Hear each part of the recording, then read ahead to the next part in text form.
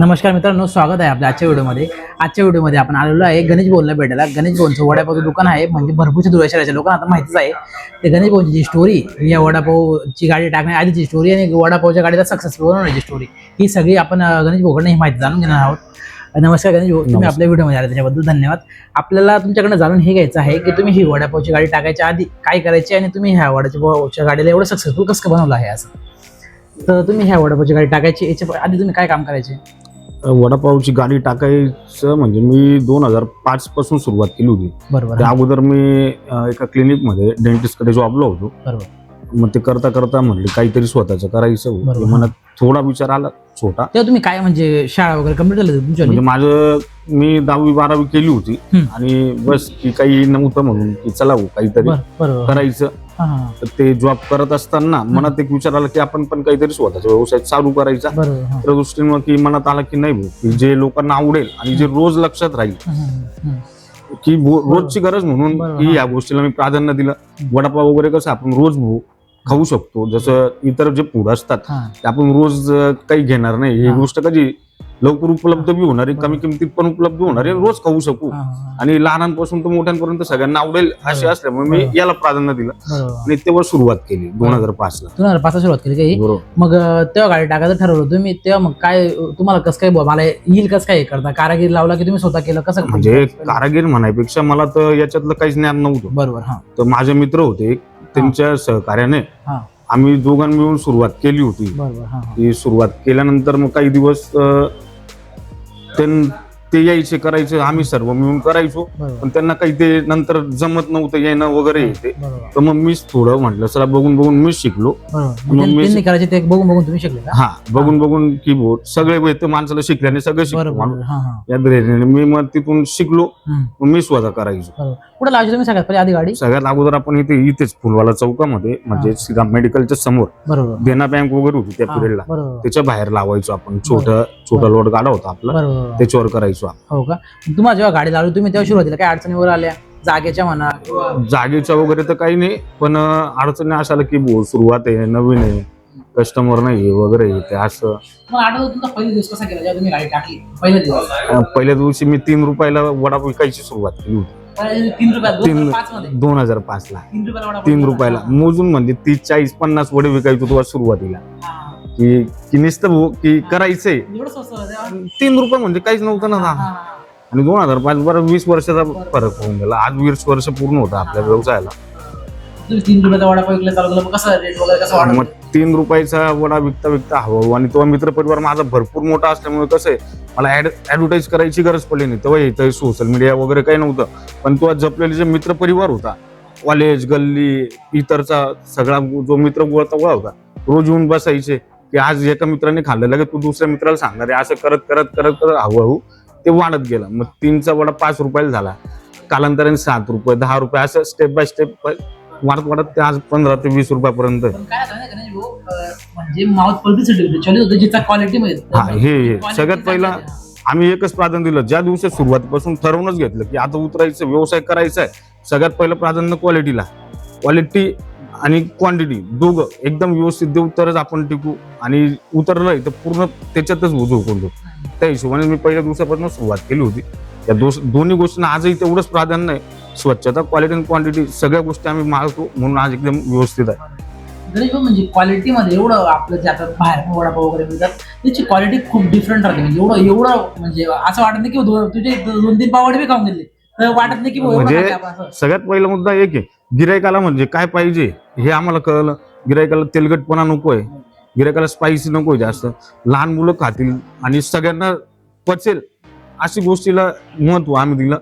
त्यामुळे आज आम्ही उभं आहे. मसाला डिफरंट वगैरे की क्वालिटी डिफरंट काय तुम्ही असं की तुमचा वडापाव एवढा चांगला? आता हे मी काय सांगायला पाहिजे, आता आपल्याकडे बघा, तुमचं नाव हा ते तर आहे.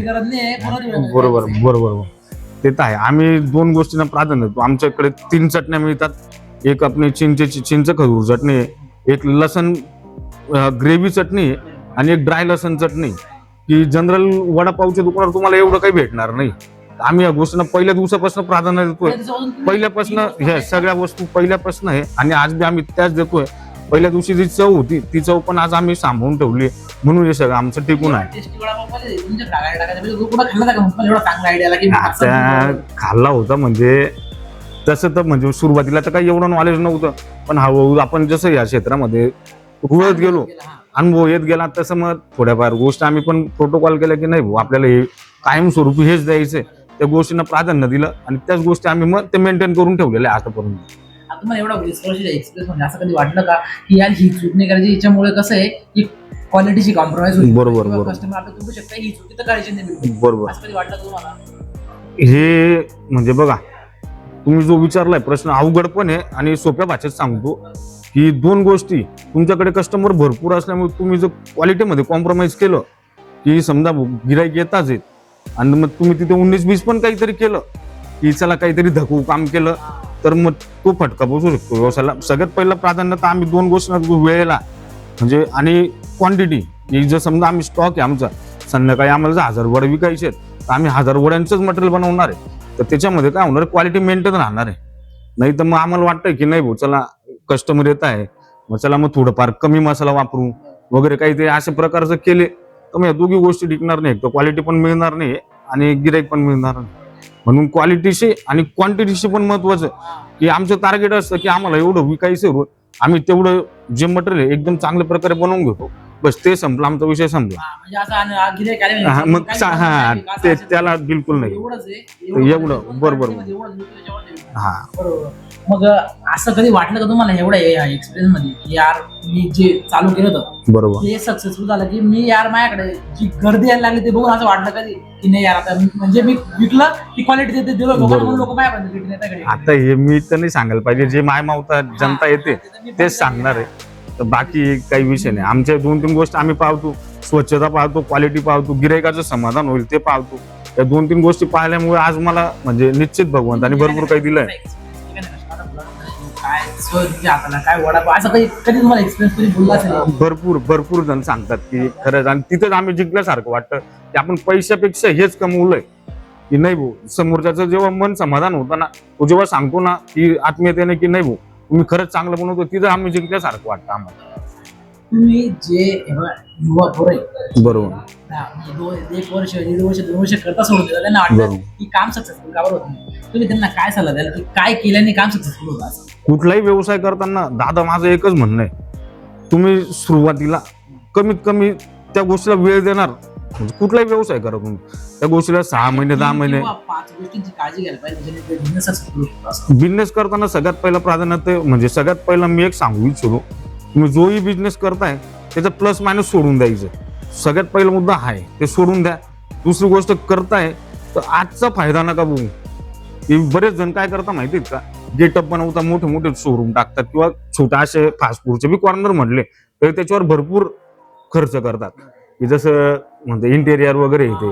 त्या गोष्टीनं माझं तर एक म्हणणं आहे, तुम्ही पहिले सक्सेस व्हा, सुरुवात करा, चिकाटी धरा, सक्सेस झाल्यानंतर तुम्ही पैसा होता. छोट्यावरनं ट्राय करा. ट्राय करताना पण तुमच्या मनात पाहिजे की नाही हा बिझनेस मी करतोय किंवा धंदा करतोय तर याला मी 6 महिने 1 वर्ष देऊ शकतो. तुम्ही तो 1 वर्ष दिला त्या गोष्टीला तरच तुम्हाला तिथून फळ मिळणार आहे, तरच तुम्हाला ते रिटर्न मिळेल ना. तुम्ही जर त्याला वेळ द्याल तरच म्हणा, ते शक्यच नाही. कुठला पण एक बिझनेस म्हणजे स्वतःला वस्तू आली तर करायला पाहिजे की दुसऱ्याला पण आणून केलं तरी पण चालेल? माझ्या मते माझ्या व्यवसायाबद्दल सांगतो, हॉटेल व्यवसायाचा असा प्रकार आहे दादा. एक तर सगळ्यात पहिला मुद्दा, तुम्ही 10 गोष्टी करतायत का किंवा विकतायत ना, त्याच्याला तुम्हाला कमीत कमी 2-3 गोष्टी तरी यायला पाहिजे. 10 गोष्टी जेव्हा तुम्ही विकतायत ना त्याच्याला 2-3 गोष्टी तरी यायला पाहिजे. समजा उद्या उठून काही कारणाने आपले जे जवळीक असतात किंवा जे साथीदार आहेत, जोडीदार आहेत, त्यांना काही अडचणी आले, कधी काही गोष्टी घडतात, ते जर सोडून गेले, आपण जो बिझनेस उभा करतोय आज एवढी मेहनत घेणार आहे, 2-4 वर्ष चालवणार आहे, जेव्हा असे काही कारणानिमित्त काही गडबड झाली तर ते जो 2-3 गोष्टी येत आहेत ना त्या तरी आपण विकू, हे महत्वाचं आहे. तुम्ही काही पण धंदा करा त्याच्यात तुम्हाला 30-40% तरी स्वतःला ज्ञान पाहिजे. कमीत कमी 60-70 राहिलं तर आनंदच आहे. म्हणजे आपण दुसऱ्याच्या भरोशावर नाही पाहिजे, आणि जे सोबते आहेत त्यांना टिकवून ठेवणं आणि त्यांना सामान्य हे पण महत्वाचं आहे. म्हणजे कुठलाही बिझनेस तुम्ही दुसऱ्याला बी आणून केला पण तुम्हाला त्याच्यामध्ये जोडवा यायला पाहिजे. बरोबर, नाही तर दुसऱ्याच्या भरोशा 100% दुसऱ्याच्या भरोशा केला तर काय फायदा नाही. तुम्ही आता हे जे तुमचं आहे, तुम्ही पहिले फक्त वडापावचं वगैरे करायचं ना, ते मग बरोबर. मिसळ वगैरे काय चालू केलं मग सकाळचं? आपण त्या गोष्टीला पण म्हणजे आम्ही सुरुवातीला वडापाव वगैरे विकायचो सायंकाळ, पण एक 6-1 महिने गेल्यानंतर, कारण माझ्याकडे भरपूर वेळ होता आणि तेव्हा तर मी म्हणजे समजा मी 25-26 वर्षाचा होतो, की काहीतरी करायचंय मनात तर होतं. मग आता वडापावचं चालू केलं होतं, मग सकाळचा वेळ जो होता तो रिकामा राहायचा, तर मग काहीतरी वेगळं करू. तर मग मिसळ वगैरेचं मनात आलं. आपण ते मिसळ वगैरे पण याच पद्धतीने क्वालिटी, स्वच्छता सगळ्या ह्याच गोष्टीला प्राधान्य देऊन ते पण चालू केलं. ते पण आज एकदम व्यवस्थितरित्या चालू आहे काय आपलं. गाडीचं टायमिंग काय होते सकाळचं आणि संध्याकाळचा? सकाळी आपण जवळजवळ आपल्याला सुरुवात करायला एक 9-9:15 होतात आणि 11 वाजेपर्यंत तुम्हाला जवळजवळ मिळेल सगळं काही. आणि हायएस्ट 11 वाजता तर सगळं संपलेलं मिळेल तुम्हाला, मिळणारच नाही ही तर गॅरंटीड आहे. आणि आणि आपल्या गाडीचा ऍड्रेस काय म्हणजे व्हिडिओसाठी काय कुठे यायचं राहतं? आपली गाडी आहे बघा, आता म्हणता येईल फुलवाला चौक, आग्रा रोडचं राम मंदिरच्या बॅक साईडला, किंवा गल्ली नंबर 3-4ची बोळ, राम मंदिराच्या मागे आग्रा रोड 2. तुम्हाला आता तुम्ही 20 वर्षापासून चालू आहे, तुम्हाला एक काय अनुभव आला की यार म्हणजे बिझनेस स्टार्टला मी माझ्या मनाचं केलं, म्हणजे आता बघा सोपं आहे आणि कठीण बी आहे. मनात ठाणं तर सोपं बी आहे की बरोबर. मी करू शकतोय, पण लोक बी बोलणार आता की काय करून घेणार तू वडापावची गाडी चालू, अशी बी कमी नाही राहत मला बरोबर माहिती. बरोबर येतात, अनुभव हा, येतात. तू काय करून घेणार वडापावची गोळी चालू, काय ते शिक्षण पाणी करून माझ्या बरोबरचे भरपूर मित्र आहेत. तुम्हाला असा काय अनुभव आला का की बाबा म्हणजे लोक असे पण बोलणार राहता, काय ते शिकून काय ते बोलणार, काय गाडी टाकतोय? सुरुवातीला मी या गोष्टींचा खूप अनुभव घेतलाय, की वडापाव म्हणजे आता हे सोशल मीडियामुळे या गोष्टींना खूप डिमांड आलेलं आहे.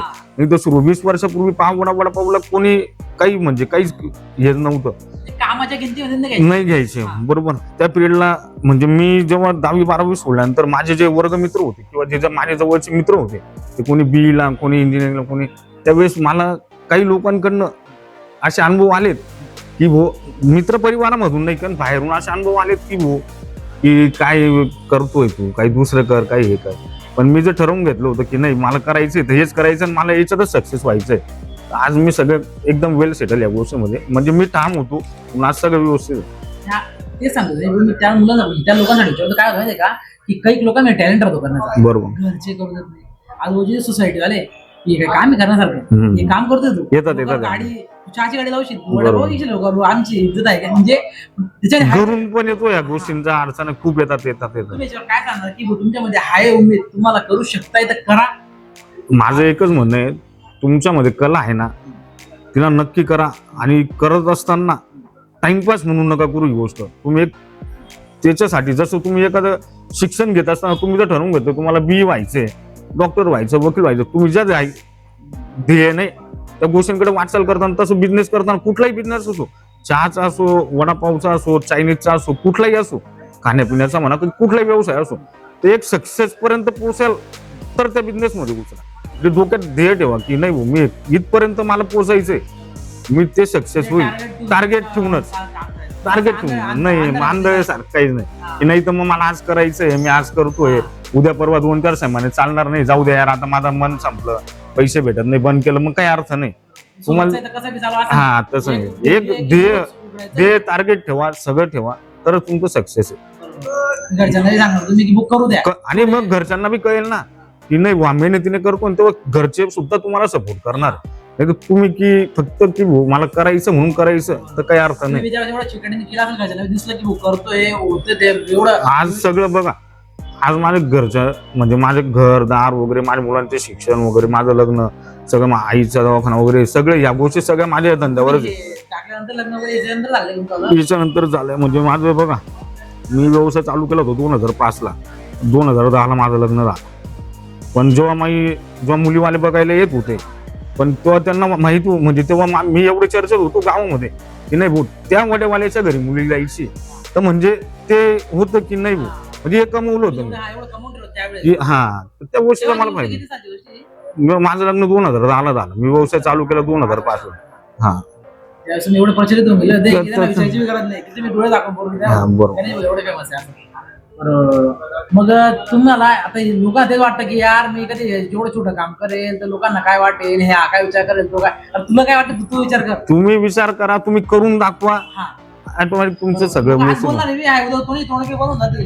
कोणाचा विचार करू करून नका. दाखवलं नाही ना भाऊ, सगळं व्यवस्थित होणार. बरोबर. गणेश भाऊ, तुम्हाला हे व्यवसाय तुम्ही चालू केला, सुरुवातीला घरच्यांचा सपोर्ट कसा होता माझ्याकडून? सुरुवातीला म्हणजे मी घरच्यांना सांगूनच केलं असल्यामुळे मला पहिल्यापासून घरच्यांचा पूर्ण सपोर्ट मिळाला या गोष्टीला. माझं लग्न झाल्यानंतर पण मला की भाऊ घरच्यांची संपूर्ण साथ, मिसेसची पूर्ण साथ वगैरे मिळाली. आता सगळेजण घरचे सुरुवातीला आई वडील बोलले काय की करू? आई होती, वडील तर नव्हते, आई होती. तर मग जबाबदारी पूर्ण कुटुंबाची माझ्यावर असल्यामुळे मीच ठरवून घेतलं होतं की मला व्यवसायच करायचा आहे. शिक्षण करून तर कसं आहे, शिक्षण पण करत होतो मी, बाहेरनं परीक्षा वगैरे देत गेलो, पण मला व्यवसाय खूप महत्वाचा होता की कुटुंब सांभाळण्यासाठी. तर मग घरच्यांनी पूर्ण सपोर्ट होता मला. मग वहिनी त्यांनी आतापर्यंत वहिनी तेच करतायत, सगळं तेच सांभाळताय. त्यांचा सपोर्ट असल्यामुळे मी करू शकत नाही अशी गोष्ट. आणि नंतर तुझ्या सोबत आहे ते त्यांचा सपोर्ट गाडी. आता जे माझे मित्र आहेत म्हणजे दिनेश भाऊ आहे, तो सोनू आहे, विकी आहे, हे आम्ही सुरुवातीपासून सर्वजण सोबतच आहेत. 2005 म्हणजे काही 2010-12 पासून दिनेश भाऊ असतील, सगळे तेच सोबत आहेत. आम्ही तेच ऐकून म्हणजे मला पण ऐकून काहीतरी वाटलं की नाही भाऊ एवढं याच्यामध्ये शिकायला भेटेल काहीतरी. बरोबर. धन्यवाद, तुम्ही आमची व्हिडिओ बघायला त्याच्यावर. धन्यवाद. नमस्कार मित्रांनो, तुम्ही गणेश भाई स्टोरी ऐकलेला असणार तर गणेश भाई स्टोरी ही खूप इन्स्पायरिंग आहे. पूर्ण ऐका, आवडली तर नक्की शेअर करा आणि आपल्या चॅनलला सबस्क्राईब करा. धन्यवाद.